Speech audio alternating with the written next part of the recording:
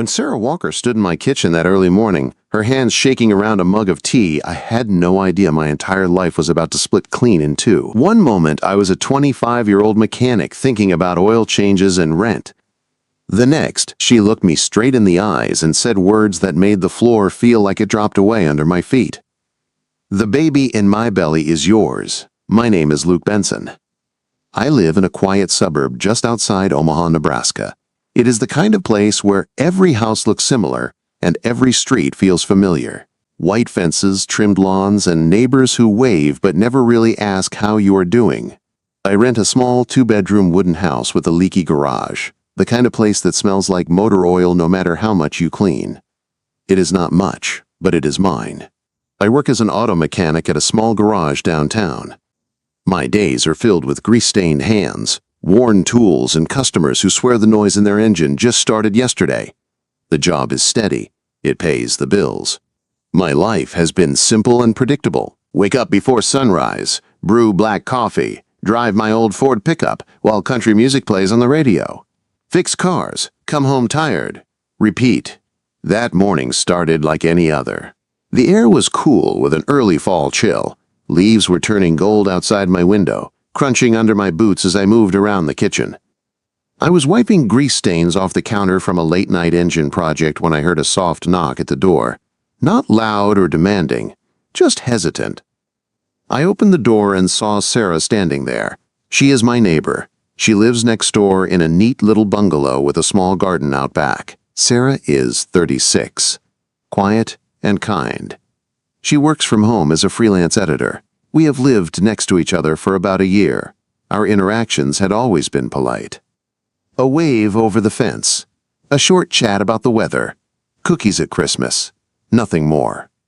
But that morning, she looked different. Her dark hair was pulled into a messy bun, like she had not slept. She wore an oversized gray sweatshirt that hung loose over her body. Her blue-gray eyes looked tired and heavy, like she had been carrying something alone for too long. I asked if everything was okay. She hesitated, then asked if she could come in. Her voice was calm, but I could hear something breaking underneath it. I made her tea while she sat at the kitchen table. The radio played softly in the background, an old country song about lost love. My kitchen looked like a single guy lived there. Toolboxes, manuals, yesterday's coffee mug. Nothing warm or welcoming. She wrapped her hands around the mug and stared into it. The silence stretched until it felt loud. Finally, she looked up at me. "Luke," she said quietly, "I need to tell you something. And it is going to change everything." My stomach tightened. I sat down across from her, my heart beating faster for reasons I could not explain yet. I told her she could tell me anything. She took a deep breath. Her hands trembled slightly. "I am pregnant." The words did not register at first. I just stared at her, confused. Then she said the rest. "The baby is yours." The room went quiet. The radio faded into noise. I gripped the edge of the table so hard my knuckles turned white. My mind raced backward, landing on one night I had tried desperately to forget. A month earlier, my girlfriend of 3 years had ended things with a text message. She said I was too stuck in my routine, that she needed more. I had sat alone on my porch that night, heartbroken and drunk on cheap whiskey and regret. Sarah had walked by and stopped. She did not turn away. She sat with me. She listened. We talked for hours. About her divorce, about my absent father, about loneliness, about feeling like we were never enough. One thing led to another. We both pretended it never happened the next day. But now she was sitting in front of me, telling me it did. She told me she was 12 weeks along, that she had been to the doctor, that she had not been with anyone else, that she had thought about keeping it to herself, but she could not. I stared at her stomach, hidden beneath the sweatshirt, and felt fear like I had never known before. Fatherhood, responsibility, a future I had never planned for. I asked if she was sure. She nodded without hesitation. "Yes, Luke. I am sure." I did not know what to say. I barely knew how to breathe. After a long moment, I finally spoke, my voice shaking. And that was when I asked the question that surprised even me. "Will we get married?" The moment the words left my mouth, I wished I could pull them back and look at them first. Not because I did not mean them, but because I did not understand them yet.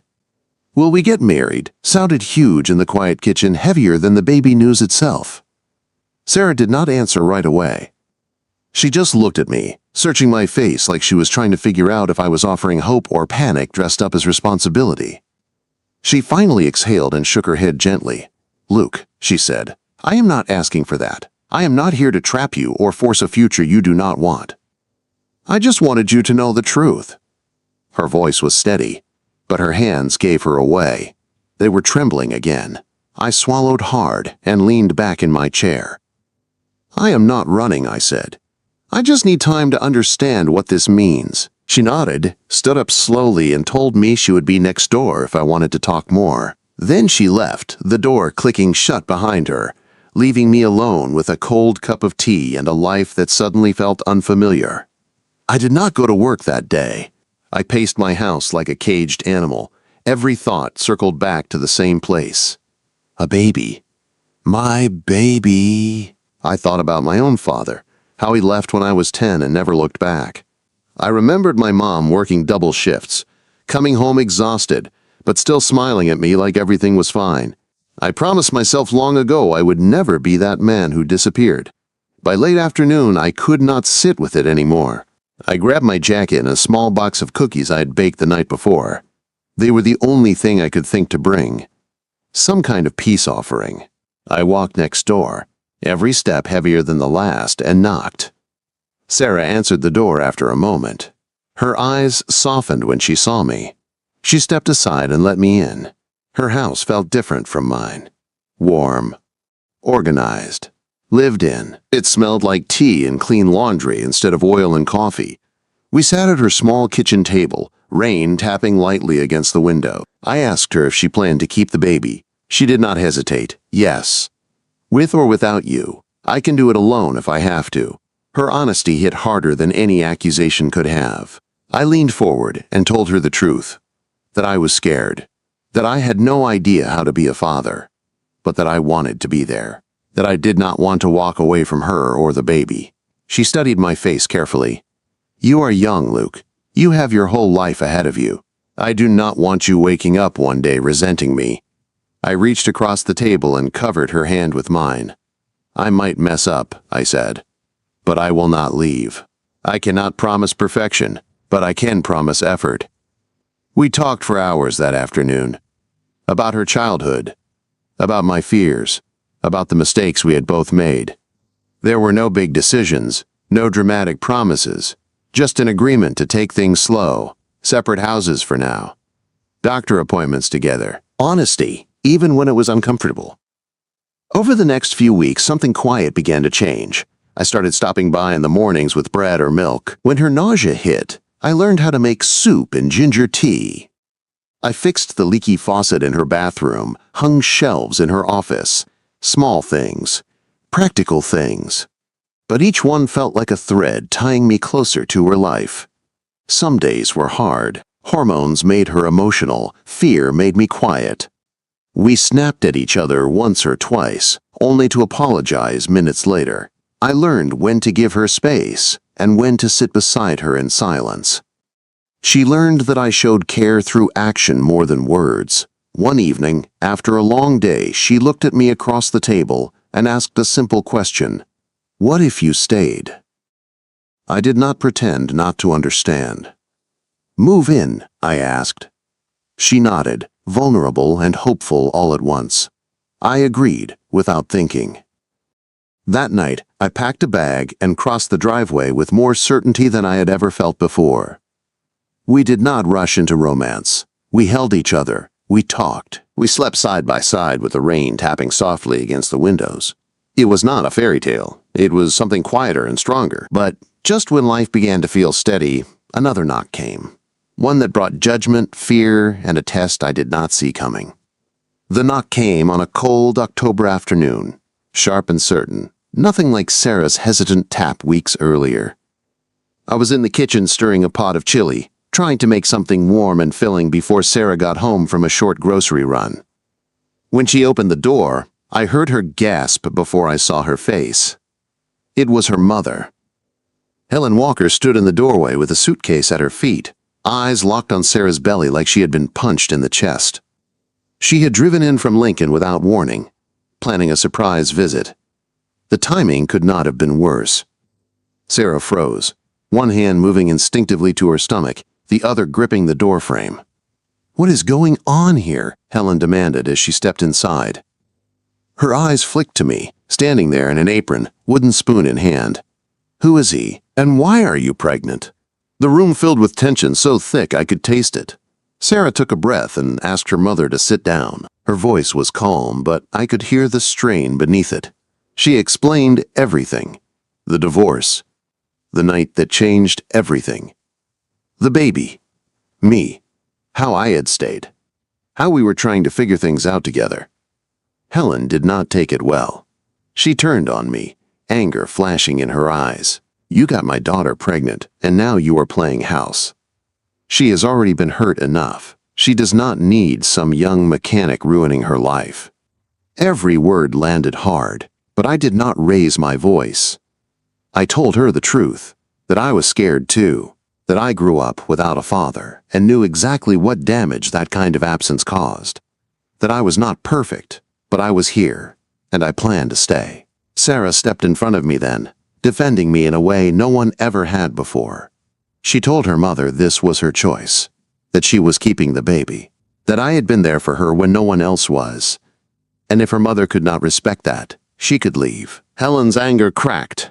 Tears welled up in her eyes. She said she was just afraid of seeing her daughter hurt again. The rest of the visit was tense, but softer. She stayed for dinner, asked me about my job, about my plans. She did not approve, not fully, but she stopped attacking. After she left the next morning, the house felt quieter, heavier. The visit stirred doubts I had tried to ignore. At work, the guys joked about it. About diapers and responsibility. About how one night could change everything. I laughed along, but the words stuck. That night, I came home distracted. Sarah noticed immediately. She pulled me onto the couch and asked me what was wrong. I admitted my fear, that I was not enough, that I did not have money or stability or some grand plan, just a toolbox and good intentions. She took my hands and looked me in the eyes. "You do not need to be perfect, Luke. You just need to stay. That is all I ask." Something settled in me then. Months passed. Her belly grew. Doctor visits filled our calendar. I felt the baby kick for the first time one night while we were watching TV, and it took my breath away. We started talking about names, dreaming quietly, building something ordinary and real. Life was still hard. Money was tight. Sleep was short. But every morning I woke up beside her. I knew I was exactly where I needed to be. We did not say forever yet, but we were choosing each other every day. And soon, we would face the moment that would change us more than anything else ever could. Lily arrived on a bright May morning, the kind of day that feels like a promise before you even know why. The hospital room smelled like disinfectant and fear, and I had been awake for almost 24 hours, pacing, rubbing Sarah's back, whispering encouragements I barely believed myself. She was exhausted, sweaty, and stronger than anything I had ever seen. When the doctor finally said it was time, everything else disappeared. The fear, the doubts, the months of wondering if I was enough. All I could see was Sarah gripping my hand, trusting me to be there. And I was. When Lily cried for the first time, sharp and loud, my knees almost gave out. The nurse placed her in my arms and I froze, terrified I would do something wrong. She was so small, red-faced, wrinkled, perfect. She opened her eyes, dark like mine, and in that moment something inside me locked into place. This is my daughter. Sarah watched me with tears streaming down her face. We named her Lily Margaret Benson. Lily for the flowers Sarah loved. Margaret after her mother. When I said her name out loud, it felt real in a way nothing else ever had. Bringing her home was chaos. I drove 10 miles under the speed limit, checking the car seat every red light. Our house felt different now, softer, alive.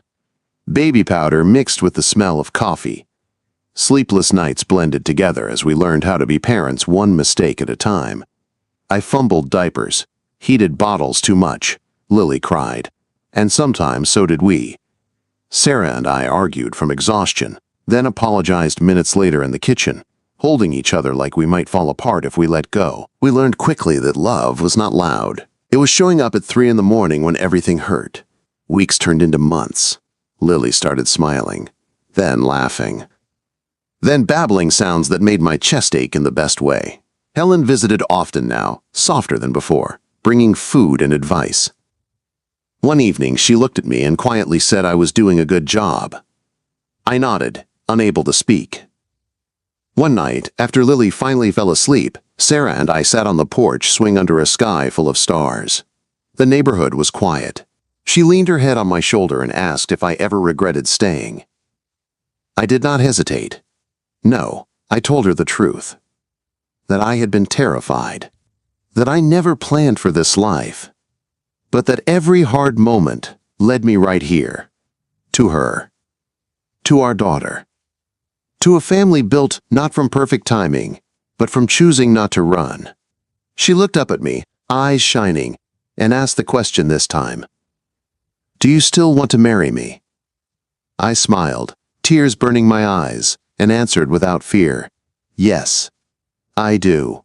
We did not need a grand proposal. Just honesty. Just love. Just the courage to stay.